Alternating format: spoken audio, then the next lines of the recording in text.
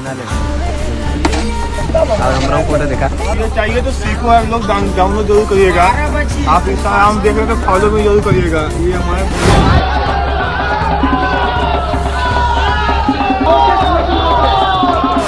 राहुल गांधींच्या हातात तुम्ही देश देणार आहात का नरेंद्र मोदींच्या हातात देश देणार आहात?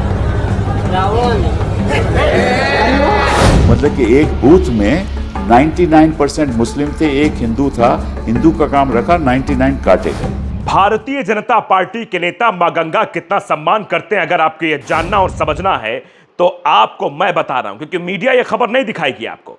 मैं बता रहा हूं कि बनारस में भारतीय जनता पार्टी के पार्षद के नाव पर किस तरीके से वहां कुछ हिंदू समुदाय के लोगों ने बाकायदे मटन चिकन बनाया और वहां बियर की बोतल यानी पार्टी चल रही थी।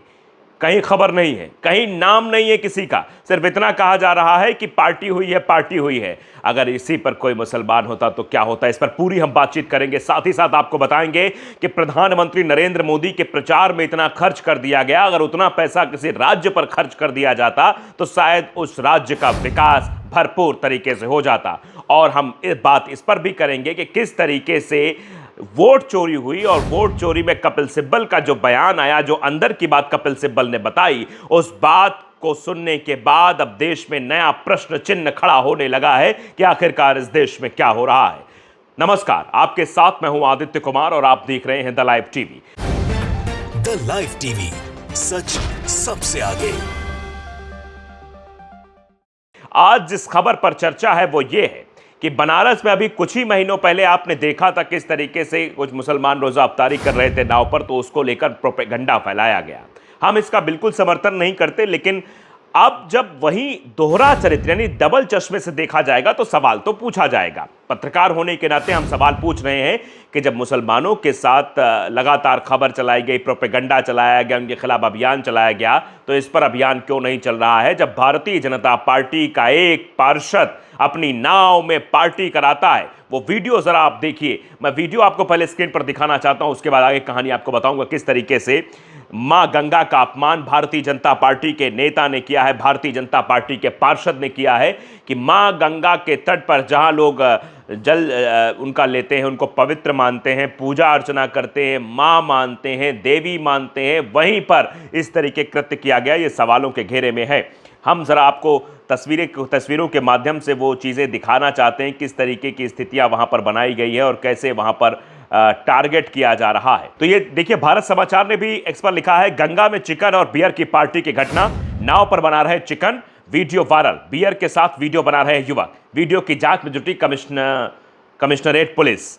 आप देखिए, बनारस का यह घटनाक्रम है, नाम नहीं लिखा गया, कोई भी एक नाम का जिक्र नहीं, जबकि मुस्लिम का जब वीडियो वायरल हुआ था इसी तरीके से, तो उसमें किस तरीके से बाकायदे नामों का जिक्र किया गया था, बाकायदे एक एक नाम हाईलाइट करके बताए गए थे कि ये देखिए कौन लोग हैं जो इस तरीके से यहाँ पार्टी करते हुए नजर आ रहे हैं। आप देखिए, ये वीडियो साफ तौर पर दिखाई दे रहा है। मुस्लिम वॉइस सेल ने भी इसको लिखा है कि गंगा नदी के बीच नाव पर शराब की पार्टी की तैयारी, चिकन पकाते हुए वीडियो वायरल। गंगा नदी के बीच नाव पर खुलेआम चूल्हे पर चिकन पक रहा है और साथ में शराब बियर की दर्जनों बोतलों के बीच पार्टी की तैयारी का वीडियो सोशल मीडिया पर वायरल है। वीडियो में जो लोग मौजूद हैं उनके नाम भी मैं आपको बता देता हूं, यहां पर बताया भी गया है। वीडियो में एक दूसरे का नाम ले रहे हैं, छेदी, बबलू, दीपक, मखनचू और प्रदीप, इन जैसे नामों से पुकारा जा रहा है। वाराणसी पुलिस मामले की जांच शुरू कर चुकी है। अब सवाल यही है, क्या इस मामले में भी वैसे ही तेज कार्रवाई होगी जैसे पहले उर्दू नाम वाले मामलों में देखने को मिली थी, या फिर कानून की सख्ती का नाम देखकर तय होगी? कानून सबके लिए बराबर होना चाहिए, यही सवाल आज देश की हर जनता कर रही है कि डबल चश्मे से क्यों देखा जा रहा है। एक चश्मे से आप देख रहे हैं कि वो हिंदू नाम है तो उनके ऊपर अलग तरीके की कार्रवाई होगी, मुस्लिम नाम है तो उनको अलग तरीके से टारगेट किया जाएगा, और सोशल मीडिया पर किस तरीके का अभियान चलाकर निशाना बनाने की एक समुदाय कोशिश की जाती है, जबकि कानून तो सबके लिए बराबर है। लोकतंत्र में सबको अधिकार प्राप्त है, संविधान सबको अधिकार देता है, लेकिन उस संविधान का पालन न करने वाले ये लोग कौन है? क्या इसी तरीके से मीडिया भी इसका दायित्व निभाएगी? क्योंकि जो एक तमगा लोकतंत्र के चौथे स्तंभ को मिल चुका है, क्या उस तमगे को वो हटा पाएगी? क्या इस तरीके से ही इस पर भी कुछ शो बनाए जाएंगे, कुछ चीजें बनाई जाएंगी? वीडियो जरा आप एक बार देख लीजिए। बना ले और हमारा फोटो देखा। बस्ती में लोग भी है, शिकांडू लोग के बीच छेदी लाल, दीपक भैया अपना हलवाई भैया, इधर देखिए कुकिंग मैन, ये अपना प्याज चाचू, ये दो सट्टा खेलने वाले मखनचू भैया अपना तुम मेरे से प्यार करती है कि नहीं, ये अपना बात कर रहे। ये चाहिए तो सीखो, आप लोग डाउनलोड जरूर करिएगा। आप इंस्टाग्राम देख रहे हो तो फॉलो भी जरूर करिएगा। ये हमारा भैया है भाई छेदी लाल, उसको छेदी। इनका नूरी भी दिखाओ भाई, नूरी दिखाओ, नूरी इनका कहाँ। देखिए बाकायदे बिना किसी भय के साथ ये सब कुछ किया जा रहा है। अब क्या होगा क्या नहीं होगा ये वक्त बताएगा, लेकिन सवाल तो पूछा जाना लाजमी है कि आखिरकार आस्था के नाम पर इतनी बड़ी चोट करने वाले ये लोग और भारतीय जनता पार्टी के पार्षद की नाव पर बनाया जा रहा ये भोज, क्या ये संस्कारी भोज है? क्या ये चिकन और शराब माँ गंगा के तट पर होना चाहिए? क्या उनकी नाव में बैठकर इस तरीके से होना चाहिए? देखिए आज तक ने बाकायदे लिखा कि बीजेपी पार्षद की नाव पर गंगा में पकाया गया चिकन, परोसी गई शराब। वाराणसी के दशाश्वमेध घाट पर गंगा के बीच नाव पर मांस पकाने और शराब पार्टी का वीडियो वायरल होने के बाद पुलिस ने कार्रवाई करते हुए 5 आरोपियों को फिलहाल गिरफ्तार कर लिया है, नाव सीज कर दी है। वायरल वीडियो में मैसेज में नाव को बीजेपी के एक पार्षद से जुड़ा बताया गया है, यानी भारतीय जनता पार्टी का वो पार्षद और उसके पार्षद की नाव पर इस तरीके की ये party, chicken party, mutton party, इस पर आप अपनी राय जरूर दे सकते हैं। फिलहाल बात करेंगे उस भारतीय जनता पार्टी के जो सुप्रीम लीडर कहे जाते हैं इस समय मोदी जी, उनके प्रचार पर इतना खर्च हो गया है कि उतना खर्च अगर किसी राज्य पर होता तो शायद उस राज्य का 2 गुना नहीं, 4 गुना नहीं, 5 गुना नहीं, ज्यादा विकास दिखाई पड़ता। 2586 करोड़, जीरो आप लगा लेना, आप समझ जाइए कितनी बड़ी रकम है ये। 2586 करोड़ रुपए, ये वो रकम है जो मोदी जी के प्रचार प्रसार में खर्च हुई है। क्या अगर यही 2000 करोड़ रुपए लगा दिए जाते किसी राज्य के विकास के लिए तो उस विकास की परिभाषा क्या होती? कैसे उस जगह का चौमुखी विकास होता? कैसे लोग उस को स्मरण रखते? लेकिन मोदी जी अपने प्रचार में सिर्फ 2586 करोड़ रुपए खर्च कर चुके हैं। ये आंकड़ा जो है वो आरटीआई से आए, देखिए बाकायदे इस आंकड़े को भी मैं आपको दिखा रहा हूँ। आरटीआई से पता चला है कि केंद्र ने 2020 से प्रधानमंत्री मोदी के विज्ञापनों पर 2586 करोड़ रुपए खर्च किए हैं, यानी 6 सालों में 2020 से लेकर 2026 अभी खत्म भी नहीं हुआ है, 6.5 कह लीजिए, 5.5 कह लीजिए, 5.5 सालों में इतनी रकम खर्च की गई है, यानी 2586 करोड़ रुपए। तो आप समझिए कि और कितनी रकम खर्च की गई होगी। ये सवाल तो बनता है और सवाल पूछा भी जा रहा है। अब जनता सवाल करना शुरू कर चुकी है।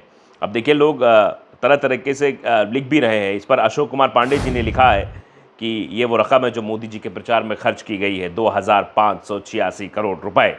इतना विकास में लगता तो ये शायद दिखाई भी देता और समझ भी लोगों को आता, लेकिन यहाँ तो सिर्फ और सिर्फ छपास और दिखास की बात होती है। कहा भी जाता है लेकिन वही होता है, प्रचार ज़्यादा काम ज़्यादा। एक योजना चलाई गई थी बेटी बचाओ बेटी पढ़ाओ, उस योजना का 80% विज्ञापन पर खर्च कर दिया गया, 20% काम पर, वो भी दिखाई नहीं दिया। और 20% जब काम पर आएगा तो अधिकारी फिर वहाँ निचले स्तर तक काम आते आते वो लगभग 0 बटा सन्नाटा हो जाता है। यही स्थिति इस देश में चल रही है। भ्रष्टाचार चरम पर है। लखनऊ की बड़ी घटना हुई है, इस पर आप अंदाज़ा लगा सकते हैं। एक खबर और आपको हम बताते हैं, पश्चिम बंगाल में अंडे टमाटर प्रकरण से कोई भी टीएमसी नेता है टीएमसी से मतलब बच नहीं पाया। अपने बाल में जूड़े में टीएमसी निशान लिए चिकित्सा में कार्यरत महिला के ऊपर जनता अंडे की बारिश कर रही है। बंगाल की जनता गुस्सा, जनता पर जुल्म ढालने वाली टीएमसी के प्रति कम नहीं हो रहा है, ये अरुण वाजपेयी जी लिख रहे हैं। ये गुस्सा है, अराजकता का माहौल बंगाल में फैलाया जा रहा है। राजनीति का मतलब ये नहीं होता कि एक दूसरे पर प्रहार करना, अंडे से प्रहार कर देना, टमाटर मारना, किसी को मार देना। अभिषेक बनर्जी पर 2 बार हमला, उनके सांसदों पर हमला और इस तरीके से उनके कार्यकर्ताओं पर हमला, तो ये बताता है किस तरीके से अब बंगाल में अराजकता का माहौल पैदा किया जा रहा है। अराजकता हटाने की बात कह के और अराजकता फैलाने की कैसे कोशिश वहाँ पर की जा रही है, ये समझना बहुत ही दिलचस्प हो गया है।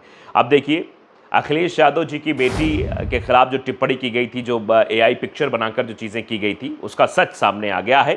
कानपुर की क्राइम ब्रांच ने एक शख्स को गिरफ्तार किया है। यूपी के पूर्व मुख्यमंत्री और सपा प्रमुख की बेटी के खिलाफ जो किया गया था, उसका नाम ज़रा आप सुन लीजिए, क्योंकि इसको यादव नैरेटिव करके भी प्रस्तुत किया जा रहा था। अब उसका जो नाम सामने आया, मध्य प्रदेश के रीवा से उसको गिरफ्तार किया गया है। नागेश्वर सिंह बघेल।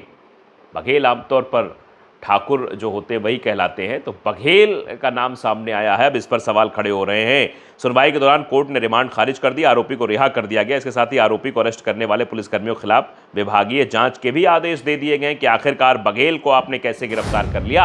आपको तो इस पूरे एंगल को ले जाना चाहिए था यादव एंगल पे, कि यादव समाज के ही कुछ लोग हैं जो इस तरीके की चीजें कर रहे हैं, अखिलेश यादव के खिलाफ कर रहे हैं, अखिलेश यादव की बेटी के खिलाफ आपत्तिजनक AI पोस्ट बना रहे हैं, या आपने बघेल को कैसे गिरफ्तार कर लिया। जैसे ही बघेल को रीवा से गिरफ्तार किया जाता है, वैसे ही उन पुलिस वालों पर विभागीय जांच बैठ जाती है और उसको रिहा कर दिया जाता है। ये सवाल तो बड़ा अहम है कि आखिरकार भैया ये हो क्या रहा है, किस तरीके की चीजें होती हुई दिखाई दे रही हैं। एक और खबर आपको मैं दिखाता हूं कि भारतीय जनता पार्टी के एक नेता थे महाराष्ट्र में, वो नारा लगवाना चाह रही थी, वो जनता से सवाल पूछना चाहे, जनता ने उन्हें बिल्कुल सटीक और सही जवाब दे दिया। उन्होंने पूछा, आप भारत को नरेंद्र मोदी या राहुल गांधी के हाथों में देंगे? तो आगे जवाब क्या आया ये जरा आप वीडियो में खुद सुन लीजिए। राहुल गांधी हा एकच पर्याय दिसतोय मला। मग उद्या राहुल गांधींच्या हातात तुम्ही देश देणार आहात का नरेंद्र मोदींच्या हातात देश देणार आहात? राहुल। अरे वा।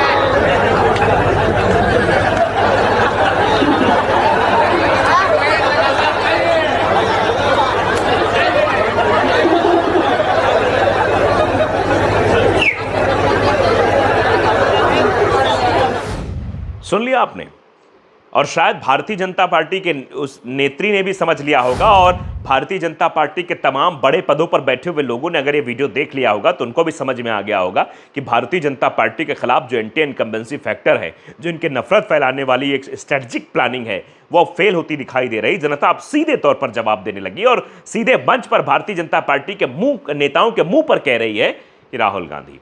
सवाल बहुत अहम है और सवाल उठने भी चाहिए, सवाल पूछे भी जाने चाहिए, लेकिन सवाल जब पूछे जाते हैं तो अक्सर कार्रवाई का दौर भी शुरू हो जाता है।